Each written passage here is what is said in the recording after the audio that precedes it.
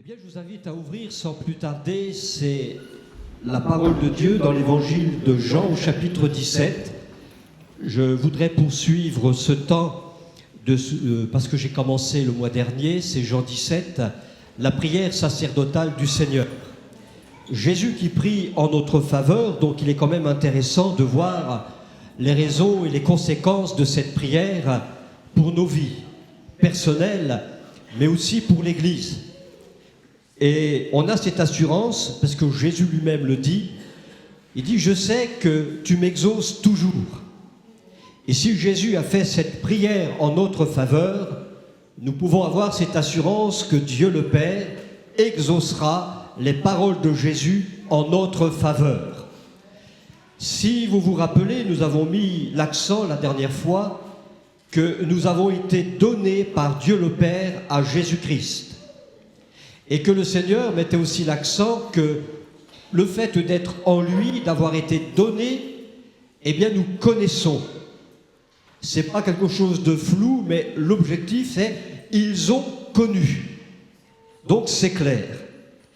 Dans la deuxième partie que nous allons voir ce matin, nous voyons aussi que Jésus va mettre aussi l'accent sur deux choses, qui est très importante, et c'est un point sur lequel j'ai souvent insisté, et je vais encore insister ce matin, c'est la parole de Dieu, mais aussi la foi. Et nous voyons que dans ce chapitre 17, il y a d'autres passages bien sûr, mais le chapitre 17 qui nous concerne, Jésus fait un lien entre la parole et la foi.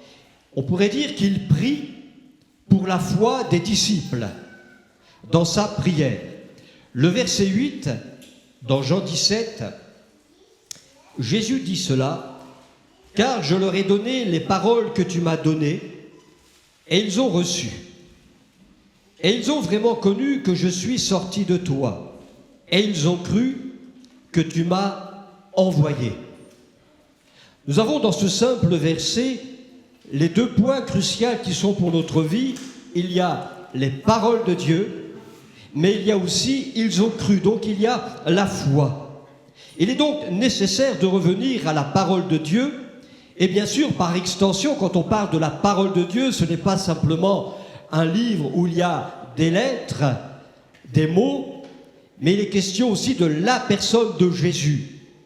Jean, dans son évangile, nous parle de Jésus qui a été fait chair, cette parole qui a été faite chair. Elle est venue au milieu de nous.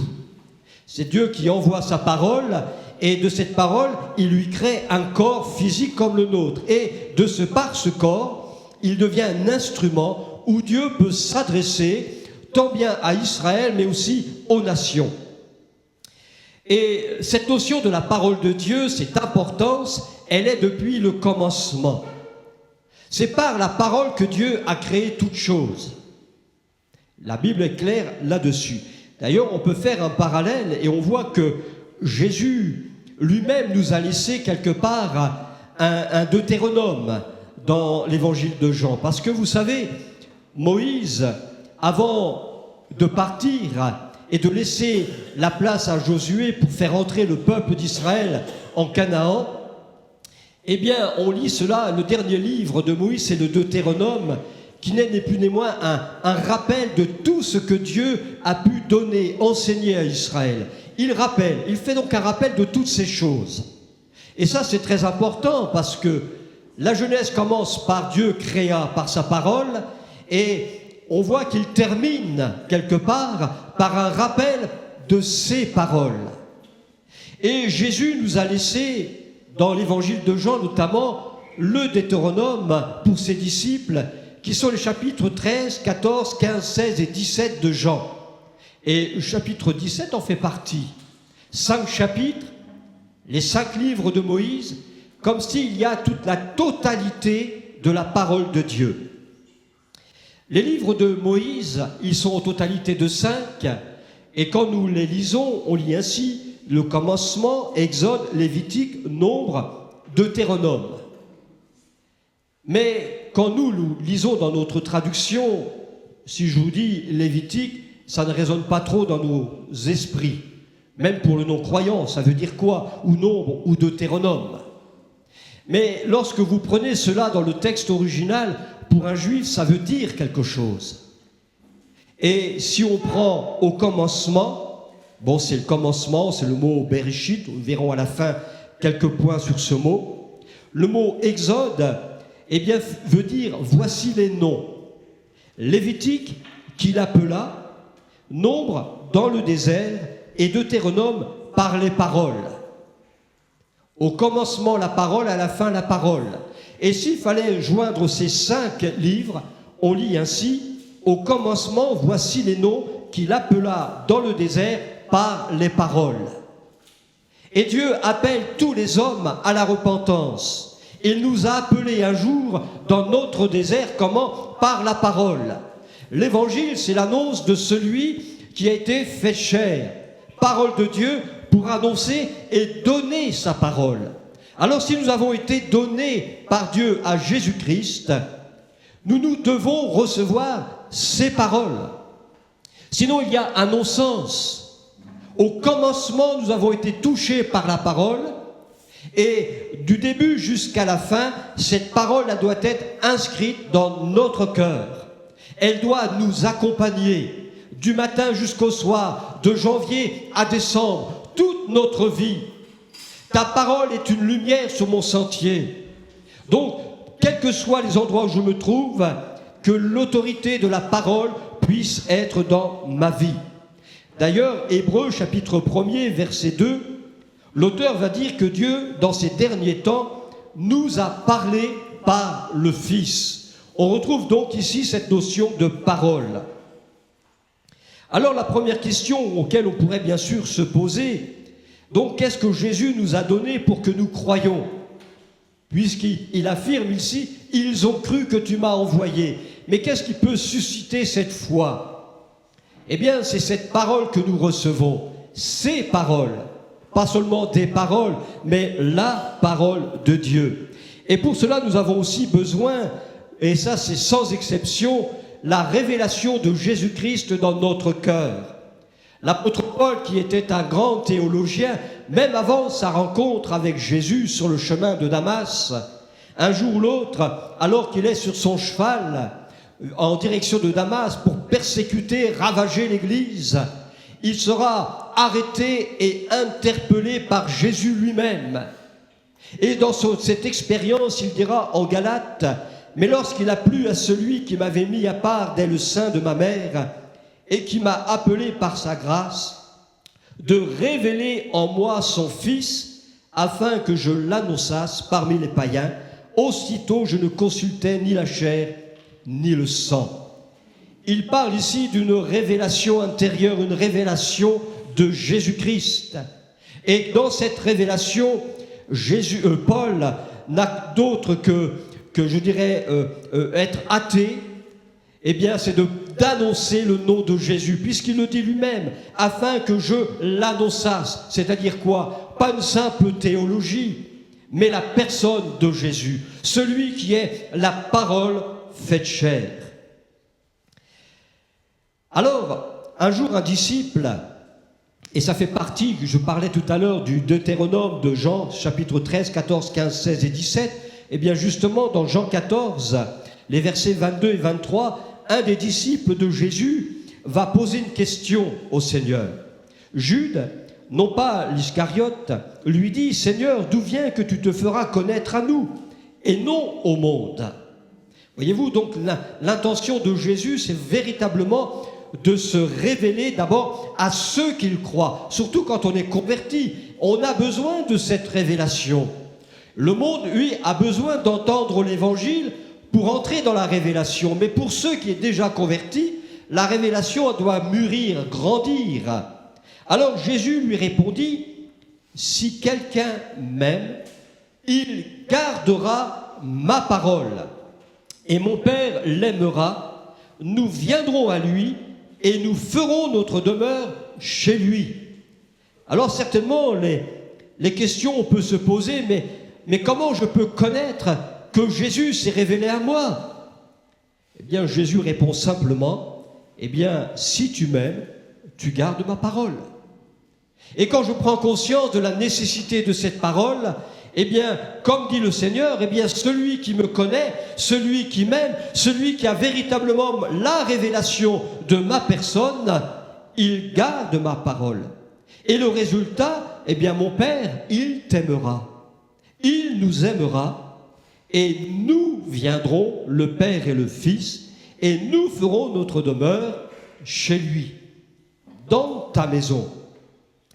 Alors, il y a peut-être un verset qui vous a peut-être troublé, c'est Romains chapitre 14 et le verset 23, où Paul, va dire « Celui qui a des doutes au sujet de ce qu'il mange est condamné, parce qu'il n'agit pas par des convictions. Tout ce qui n'est pas le produit d'une conviction est péché. » Or, la parole de Dieu, elle fait naître et elle nourrit notre foi. Pourtant, Paul, ici, va dire « tout ce qui n'est pas le produit d'une conviction est péché ». Alors, si on remet ce verset dans son contexte, on voit qu'il parle d'une foi qui ne doit pas être une foi qui amène à faire trébucher mon frère ou ma sœur. Ici, il prend l'exemple de manger ou de boire. Il y a des convictions qu'on ne sera pas toujours d'accord. Et là, je suis d'accord avec ça. J'ai mes convictions, tu as des convictions. Mais parfois, il y a des convictions qu'on veut tellement imposer que plutôt d'édifier, d'encourager, on sème le trouble. Mais ici, le mot conviction, c'est le mot qui est traduit dans tout le Nouveau Testament par le mot foi. Donc, on peut aussi traduire ainsi tout ce qui n'est pas le produit d'une foi. Mais de quelle foi? De la foi que produit la parole de Dieu. Tout ce qui est extérieur de la vérité de la parole de Dieu, tout ce qui n'est pas de la foi saine, de celle que nous recevons, elle est péché. C'est-à-dire nous manquons le but. D'ailleurs, le mot produit ici, c'est le mot ek, qu'on retrouve dans le mot ecclésia, qu'on traduit par église. Et ek, c'est hors d'eux, loin d'eux. À la différence, c'est que l'église, elle est sortie du cœur de Dieu. Elle ne sort pas de ce monde. Donc elle est hors du monde. Mais elle est du monde de Dieu. Mais ici, tout ce qui n'est pas le produit d'une foi, c'est-à-dire tout ce qui est hors de la foi biblique, loin de la foi biblique, des réalités, eh bien nous manquons le but. Et Paul, ici, exhorte véritablement l'Église eh bien d'avoir cette foi qui est ancrée dans la parole de Dieu, cette parole qui nourrit, qui fortifie et qui nous révèle véritablement toutes les réalités et les vérités de la parole de Dieu. En effet, le but ici, parce que quand on remet ce verset dans son contexte, Romains 14 et 19, il dit « Ainsi donc, recherchons ce qui contribue à la paix et à l'édification mutuelle. » Il n'y a qu'une seule foi, il n'y en a pas 36. S'il fallait faire un tour de chaise sur certains points, chacun aurait ses propres convictions. Mais toute conviction qui n'édifie pas, qui n'encourage pas, je dis, il faut peut-être faire attention. Est-ce que nous sommes bien ancrés en ce qui concerne les vérités de la parole de Dieu? Mais ce que je remarque également dans la prière de Jésus, quand il dit « Je leur ai donné ta parole », dans le verbe « donner », nous avons cette notion de payer. Imaginez le prix que ça a coûté à Dieu pour que nous recevions sa parole. Il ne peut pas donner sa parole à n'importe qui. Il la donne à celui qui reçoit, celui qui est lui-même parole de Dieu. Jésus a payé le prix. Il a donné sa vie, il est monté sur la croix. Et Dieu nous a donné à celui qui est mort et ressuscité. Il n'est pas seulement venu pour nous sauver, ce qui est vrai, pour nous racheter, pour nous réconcilier avec Dieu. Mais une fois que l'œuvre du salut est accomplie en nous, nous avons besoin de recevoir cette parole. Il nous donne, prenons sa parole. Sa parole est la vérité. Et sa parole, elle nous sanctifie. Elle nous révèle la personne de Jésus. Mais n'oublions pas que la mort de Jésus, la croix, c'est aussi un moyen de recevoir sa parole. Dieu nous a donné son Fils et le Fils nous donne sa parole. Il a fallu pour cela l'œuvre du calvaire.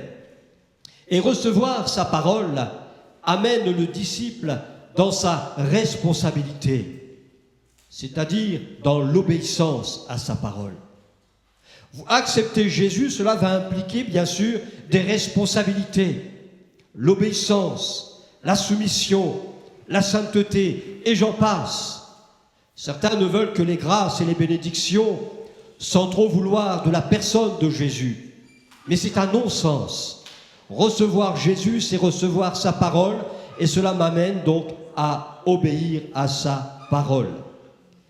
L'Église, comme le disciple, ils ne peuvent vivre sans la parole de Christ. Le psaume 119 et le verset 105, « Ta parole est une lampe à mes pieds et une lumière sur mon sentier. » Nous n'avons pas le même parcours. Chacun, bien sûr, a sa vie, son degré de maturité, mais nous avons tous la même parole. Nous avons la même foi. Nous avons le même Seigneur. Nous avons la même destinée.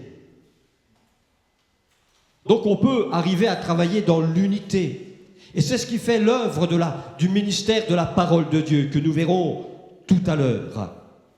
Ensuite, nous avons besoin de cette parole. Pourquoi ? Parce que Romains chapitre 10, verset 17, « Ainsi la foi vient de ce qu'on entend, et ce qu'on entend vient de la parole de Christ, ou une parole qui annonce Christ. » Retirons la parole de Dieu, nous aurons une foi vacillante, une foi totalement déséquilibrée. Et je peux vous dire que beaucoup sont déséquilibrés dans ce domaine. Ils croient tout et n'importe quoi. Le fait de dire « je crois », c'est pas simplement de dire parce qu'il est écrit « je crois, ça va arriver ». Non, je crois que Dieu guérit, je crois que Dieu délivre encore aujourd'hui. C'est une foi qui est ferme en la personne de Jésus, même lorsque je ne vois pas les choses arriver. La dernière fois, nous avons vu dans Hébreux 11 tous ces héros de la foi, et il nous est dit que certains sont morts sans même avoir vu ou reçu ce qu'ils attendaient ou qu'ils espéraient. Certains ont vécu même dans la persécution, et pourtant, ils avaient foi au même Dieu que nous ce matin. Ils avaient le même Seigneur, la même parole, mais nous n'avons pas le même parcours. Et pourtant, ils sont dans la parole de Dieu. Ils nous servent d'exemple. Ils n'ont pas baissé les bras. Ils ont peut-être eu des découragements, des questions qui est légitime, mais ils ont gardé la foi en celui qui est fidèle. Hébreux 12 et le verset 2, justement, ça fait référence à tous ces hommes de foi qui sont énumérés dans Hébreux 11. Eh bien, il donne la réponse. Il va dire, ayant les regards sur Jésus, ayant les regards sur Jésus, tiens, on retrouve la personne, celui qui est la parole. Et Jésus est le chef et le consommateur de la foi, qui, en vue de la joie qui lui était réservée, a souffert la croix, méprisé l'ignominie, et s'est assis à la droite du trône de Dieu. Il y a ici deux choses à retenir. Jésus, il est le chef et il est le consommateur de ma foi, de ta foi. Et le chef ici, c'est celui qui est au commencement, c'est l'origine, celui qui est à la tête en toutes choses. Si ma foi ne repose pas sur celui qui est à l'origine de toutes choses, ça ne peut être la foi que Dieu veut nous communiquer. Ce n'est pas la foi biblique, c'est qu'une croyance religieuse ou autre, mais Jésus doit être le chef de ma foi. Ma foi, elle est à l'origine chez la personne de Jésus. Et le consommateur, ça veut dire celui qui achève, qui perfectionne, c'est amener au but proposé et atteindre l'objectif. Jésus lui-même qui est la parole de Dieu, et il nous donne sa parole parce qu'il y a un but. Et le but, c'est le perfectionnement des saints. C'est d'achever l'œuvre que le Père a commencée. C'est Paul qui dira qu'il avait cette assurance que l'œuvre que Dieu a commencée, il l'achèvera et l'amènera à la perfection. Je ne le vois peut-être pas chez moi, ou vous ne le voyez pas, on a tellement de défauts encore. Mais on peut toujours s'améliorer. C'est l'œuvre de la sanctification, quand il y a l'œuvre du Saint-Esprit qui révèle en nous les choses qu'il faut changer. Alors quand on reconnaît, on se met d'accord avec Dieu, c'est vrai, là je dois changer, là je dois arrêter. Alors on progresse, Dieu fait son œuvre. Alors n'oublions pas qu'en ayant les regards sur Jésus, c'est pas seulement pour avoir les bénédictions, mais parce qu'il est l'origine de ma foi. Il est celui qui veut l'amener à la perfection. Et vous connaissez ce passage de Luc 22, 32, quand Pierre commence un petit peu à dérailler quelque part. Alors Jésus va dire à Pierre, « Mais j'ai prié pour toi, afin que ta foi ne défaille point. » Jésus prie pour ta foi, pour que tu sois ferme dans la confiance en lui. Prenons courage, parce que celui qui prie pour nous, il est vraiment dans le ciel. Il n'est plus sur la croix. D'ailleurs, l'auteur de l'Épître aux Hébreux, pour exhorter ses auditeurs, il ne présente pas un Jésus terrestre, historique. Il parle d'un Jésus présent, celui qui est dans la gloire. Et l'Église, aujourd'hui, elle doit voir non plus le Jésus passé, mais le Jésus présent, celui qui est dans la gloire, ressuscité. Il prie pour toi en ta faveur comme étant notre grand souverain sacrificateur. Et le dimanche matin, rappelez-vous de cela. Cela doit nous exalter, nous amener à une joie parfaite dans cette confiance que celui que je prie, celui dont je parle, il est vivant. Il est dans la gloire et il vient bientôt. Pierre, j'ai prié pour toi. Florent, je prie pour toi. Bernard, je prie pour toi. Pas moi, mais Jésus. Quoique je prie pour vous aussi. Mais Jésus, il prie pour ta foi. Vous imaginez, je ne sais pas combien de millions de croyants que nous sommes. Jésus, par leur nom, il prie pour eux. Il se souvient de tous. Alors on est noyé dans ce nombre. Pour nous, c'est grand. Pour lui, non. Il te connaît. Il appelle ses brebis par leur nom. Il ne t'a pas oublié. Jean 5, verset 24. En vérité, je vous le dis, celui qui écoute ma parole et qui croit, vous voyez, il y a parole, qui croit, la foi, à celui qui m'a envoyé à la vie éternelle ne vient point en jugement, mais il est passé de la mort à la vie. Littéralement, c'est en vérité, je vous le dis, celui qui n'est pas sourd. Et comme on le dit, il n'y a pas plus sourd que celui qui ne veut pas entendre. Et il est important donc d'être à l'écoute de la parole de Dieu. Et quand je dis écouter, ce n'est pas seulement entendre. On entend, mais il faut écouter, comprendre. Il y a malheureusement bien de croyants, ils entendent mais ont du mal à écouter, à comprendre. Il y a un homme justement dans l'Écriture qui m'a toujours surpris, c'est le roi Hérode. Dans Matthieu 2 au verset 3, tout d'abord on voit que c'est un homme qui a été quand même en contact avec la parole de Dieu, déjà au travers de Jean-Baptiste. Il est même dit qu'il prenait plaisir à l'écouter. Mais ça restait qu'un plaisir. C'était un petit peu un passe-temps, il devait s'ennuyer à la cour à mon avis, et ça le décontractait peut-être, seulement. Et puis à un moment donné, à la fin, il a quand même Jésus en face de lui. Mais Jésus ne lui dit rien. Ça sert à quoi, Hérode? Tu n'entends pas et tu n'écoutes pas. Mais il n'y a rien de plus terrible d'ailleurs qu'un disciple qui n'écoute plus la parole de Dieu. Et parfois on se dit, mais je ne comprends pas pourquoi il est défaillant, pourquoi il est si troublé. Bien, en effet, quand la parole de Dieu n'est plus au centre de ma vie, on ne peut vivre que dans la confusion et le trouble. Et c'est le cas d'Hérode. Lorsqu'il est dit dans Matthieu 2, verset 3, le roi Hérode, ayant appris toute la naissance de Jésus, tout ce qui arrivait, il fut troublé et tout Jérusalem avec lui. D'ailleurs, le verbe ici, apprendre, c'est être sourd, troublé. Et le fait qu'il ne recevait pas la parole, eh bien, au lieu de l'amener dans une assurance, cela l'a amené dans une confusion. Et je crains malheureusement, dans le milieu religieux, le christianisme en général, elle vit véritablement une crise de foi. Elle mange tellement de tout et de rien qu'ils finissent par faire une crise de foi. il y a du trouble, une confusion.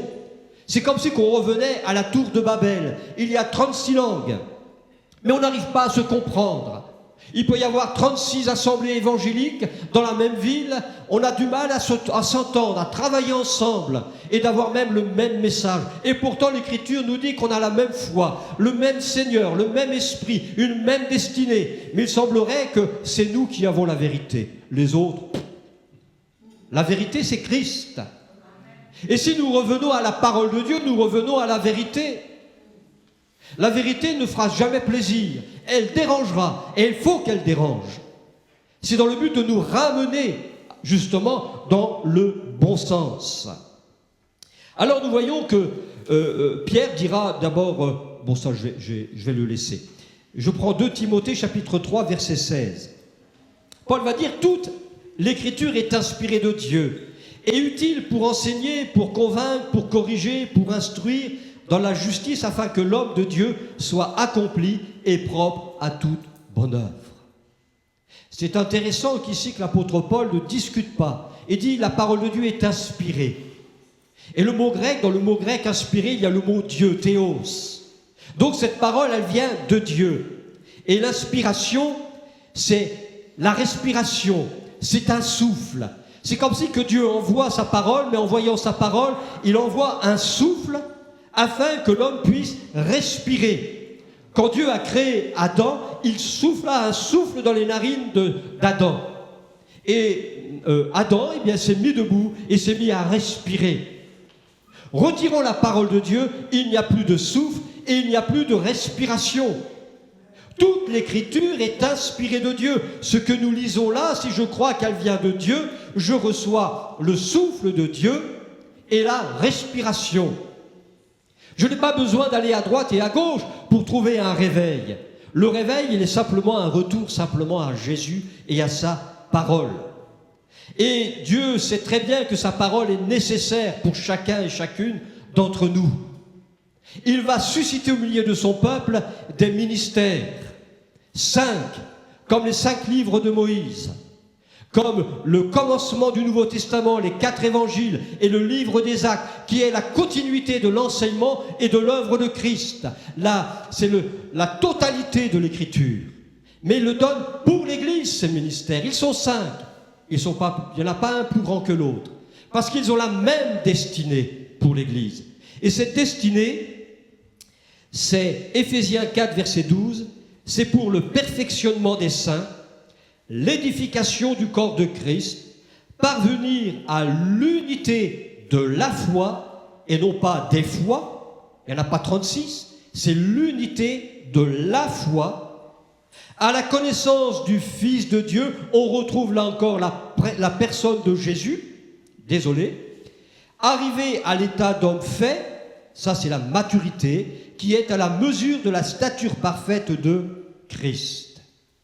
Pourquoi nous avons besoin, Paul continue, afin que nous ne soyons plus des enfants ballottés et emportés à tout vent de doctrine par la tromperie des hommes, par leur ruse dans les moyens de séduction. La séduction, c'est une chose qui est terrible. On ne la voit pas toujours arriver. Une persécution, oui, elle est directe, on sait d'où ça vient. Mais quand la séduction, elle vient, c'est très pernicieux, c'est souterrain. Et quand on est séduit, il faut vraiment que le Seigneur vienne pour une pleine délivrance. Et Dieu nous donne et donne à son Église, eh bien, le ministère de la parole de Dieu. Je ne parle pas de ministère évangéliste, on va laisser tous ces noms. Mais parlons plutôt ici, au travers de ces 5 ministères nommés, ce sont les 5 caractéristiques du rôle du ministère de la parole de Dieu dans son Église, pour ta vie, pour ma vie. En fait, il nous donne le ministère de la parole. L'homme, peu importe qui est-il? C'est la parole. Ce qui est important, c'est ce qui est annoncé, prêché. Et tout ce qui est étranger à la parole de Dieu, eh bien, il faut oser le dire, il faut le refuser. Osons dénoncer le mensonge au milieu de nous. Si on veut essayer d'arrondir les angles, parce que dire, ouais, mais si on dit ça, il ne va plus revenir. Il faut savoir ce qu'on veut. On veut la vérité ou le mensonge. Il n'y a pas un demi-mensonge, un demi-vérité. Il y a le mensonge, il y a la vérité. Il faut maintenant que nous soyons des disciples. Il faut que ceux qui ont reçu le ministère de la parole aient le courage de dénoncer les faux prophètes, les faux évangélistes, les faux chrétiens. Il faut le dire. L'Église, c'est la colonne et l'appui de la vérité, pas de la demi-vérité. Il nous faut revenir justement à cela, surtout dans les temps où nous vivons. Sinon, on va s'éloigner et on aura une foi qui sera hors et loin de la vérité. Et là, nous allons manquer le but qui est Éphésiens chapitre 4 et verset 12. Le perfectionnement, c'est quelque chose qui est un complément, un équipement aussi que Dieu nous donne au travers de sa parole. Il sait que dans ce monde, les temps sont difficiles. Eh bien, il nous donne sa parole parce que c'est comme un équipement. Éphésiens, Paul parle de l'armure du chrétien, de tout ce que nous recevons pour pouvoir combattre ici-bas, mais aussi pour nous défendre. Ce n'est pas seulement un combat. C'est aussi redresser, ajuster, compléter, mais c'est aussi faire de quelqu'un ce qu'il doit être. Mais il y a aussi une aptitude à servir. Nous avons besoin des uns et des autres. Si certains veulent courir après des ministères, libres à eux, mais je crois que le plus beau des ministères que nous puissions avoir, Paul va le nommer ainsi, soyez serviteurs les uns les autres. Soyons serviteurs les uns les autres. C'est un service que nous rendons à l'Église. Je suis à votre service, vous êtes à mon service. On ne se sert pas des autres. La différence, elle est là. Mais je sers volontairement. Si je sais qu'un tel ou une telle a un besoin matériel, par exemple, qu'il n'a pas, que moi j'ai, je ne me sers pas, je dis, tiens, je te donne. Finalement, c'est un peu dans cette idée que ce que j'ai ne m'appartient pas vraiment. C'est à vous et à moi. Si tu en as besoin, je ne m'en sers pas, je te le laisse. J'ai besoin de 500 €, tu peux me les donner, Bernard? Je tente, je tente. Non, je plaisante. Mais vous comprenez le sens. Il y a chacun à sa place. Et puis, on parle toujours de ministère, de service, mais l'hospitalité, c'est un service. L'exercice des dons spirituels, c'est un service au milieu de nous, parce que c'est pour un bien commun. Ce que tu fais, j'en profite, j'en suis au bénéfice. Nous avons besoin des uns des autres. Tu es important dans l'Église. Mais soyons en relation avec le Seigneur. Soyons en relation aussi avec l'Église. Je ne peux pas servir mon Église si je n'ai pas d'église locale. Ou si je vais à droite et à gauche. J'ai besoin de me poser. Je suis membre de l'Église universelle. Mais je suis aussi membre d'une église locale. Et l'église locale, c'est, comment je pourrais dire, c'est un membre de l'Église universelle parce que Sainte-Savine, Troyes ou autre a besoin du témoignage de l'Évangile, du témoignage de l'Église. Oui, on est membre à part entière de l'Église universelle, mais j'ai besoin de m'asseoir dans une église locale en compagnie des hommes et des femmes de foi, pour être exhorté, pour être édifié, pour être encouragé, pour que ma foi elle soit nourrie, mais aussi de pouvoir donner ce que nous avons reçu de la part de Dieu. Et si l'Écriture nous appelle à arriver à l'état d'homme fait, ça veut dire amener à ses fins, être accompli, et à qui rien ne manque pour être complet. Donc on voit véritablement ici l'immensité du rôle de la parole de Dieu dans ma vie, dans ta vie, mais aussi dans la vie de l'Église. Alors, ayons les sentiments du psalmiste, comme le psaume 119, verset 11. « Je serre ta parole dans mon cœur afin de ne pas pécher contre toi. » Je ne parle pas de péché grossier, mais péché, c'est manquer le but. Donc le fait de mettre de côté la parole, il est sûr que je vais manquer un but. Le but que Dieu a fixé pour moi. Dieu nous a créés avec un plan qui est de toute éternité. Et il désire que nous entrions dans ces plans. Et ces plans ont été enfantés par Jésus-Christ. Sortez de Jésus, vous sortez du plan de Dieu. Revenir à Jésus, c'est revenir dans le plan de Dieu. Alors serrons sa parole.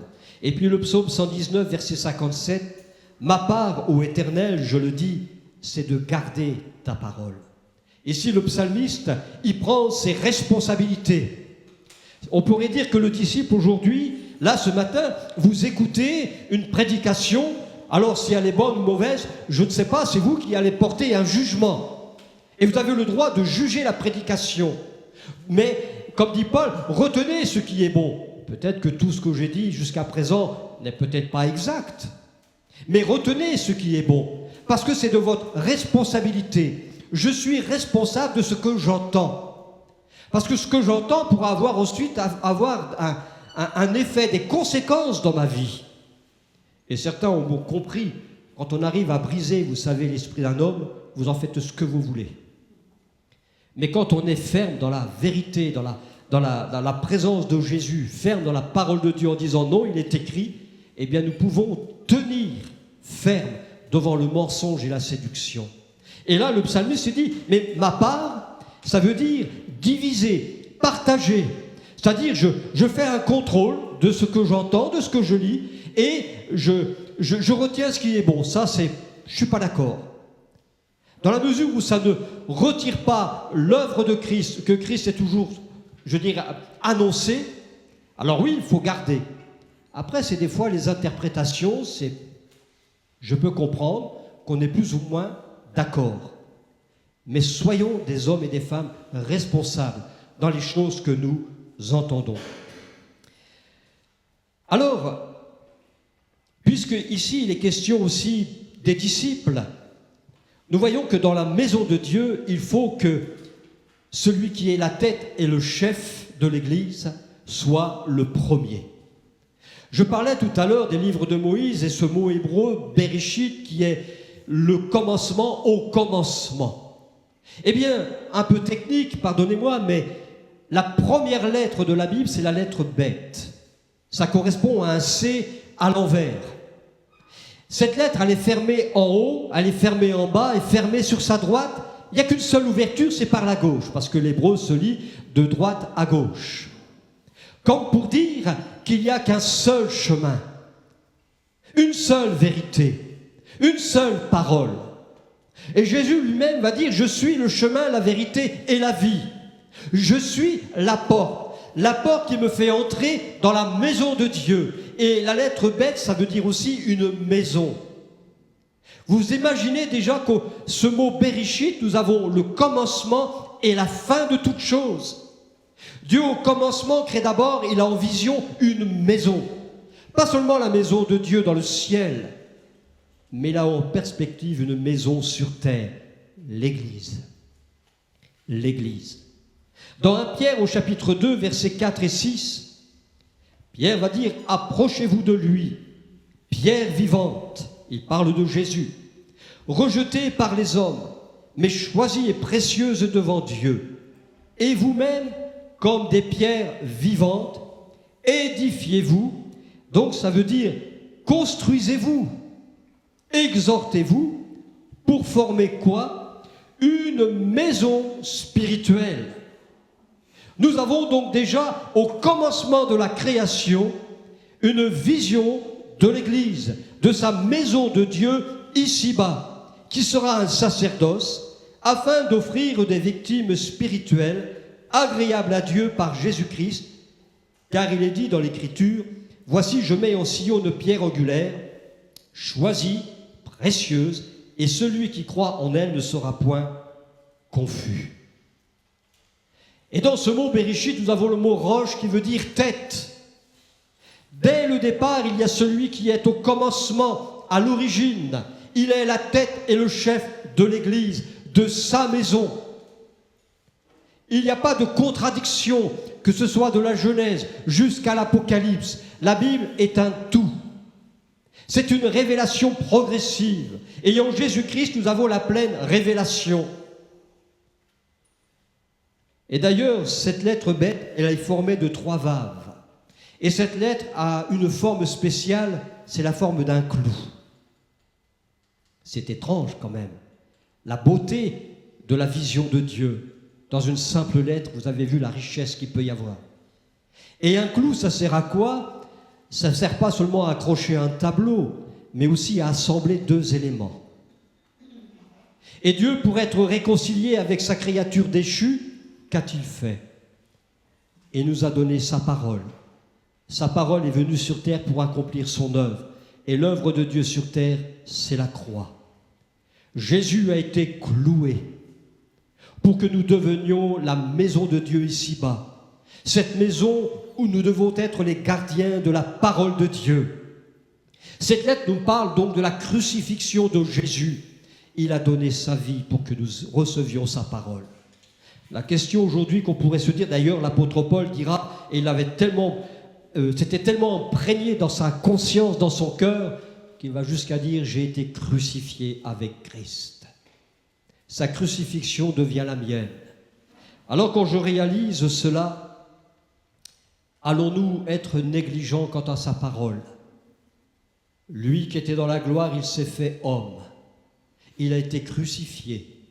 Il est retourné dans la gloire, il prie pour nous. Je crois que je pourrais presque dire c'est la moindre des choses que nous revenions à lui et que nous revenions à la fidélité de sa parole. Parce que sa parole, il y a tout pour notre édification, pour notre encouragement, pour la révélation de Jésus-Christ, notre Seigneur et Sauveur. Amen. Alors revenons à la personne de Jésus. Recevons sa parole. Je leur ai donné tes paroles. Recevons-la. Soyons des hommes et des femmes, des disciples responsables. Soyons soumis et obéissons à sa parole, à notre niveau. Et alors là, nous verrons ce qui est écrit dans ce fameux psaume. Voici, oh, qu'il est doux et agréable pour des frères d'être unis ensemble. Et quand on arrive à ce niveau-là, la Bible nous dit, Dieu ordonne la bénédiction. Il ordonne. Pas donne, mais il ordonne. C'est un ordre qu'il donne. Amen. Que le Seigneur nous bénisse. Prions quelques instants.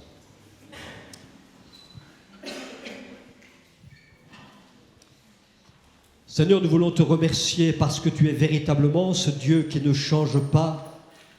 Et Seigneur, nous voici devant toi afin que tu puisses parfaire cette révélation de Jésus-Christ en nous. Seigneur, vraiment aussi d'éclairer notre intelligence, d'illuminer notre cœur à ta personne, mais aussi à ta parole qui est la vérité. Tu es celui qui veut nous sanctifier par ta parole. Seigneur, merci de faire de chacun, de chacune d'entre nous, les gens du livre, les gens qui sont capables de dire « il est écrit » devant l'ennemi, devant la séduction, devant le mensonge. Seigneur, fais de nous des hommes et des femmes qui soient le gardien de la vérité. Fais de ton Église, s'il te plaît, eh bien, la colonne et l'appui de la vérité. Que ceux et celles qui te cherchent puissent te trouver dans la vérité. Seigneur, nous te bénissons, toi qui es notre Dieu et notre Sauveur. Seigneur, tu es celui qui vient bientôt. Et Seigneur, nous voulons être debout quand tu viendras. Nous ne voulons pas être des hommes qui voient à tout vent de doctrine, mais des hommes et des femmes fermes dans la foi. Merci de réveiller en nous ces réalités, de revenir à toi, de revenir à ta parole. Seigneur, nous te bénissons, nous te glorifions dans le nom de Jésus. Amen. Alléluia. Gloire à son nom.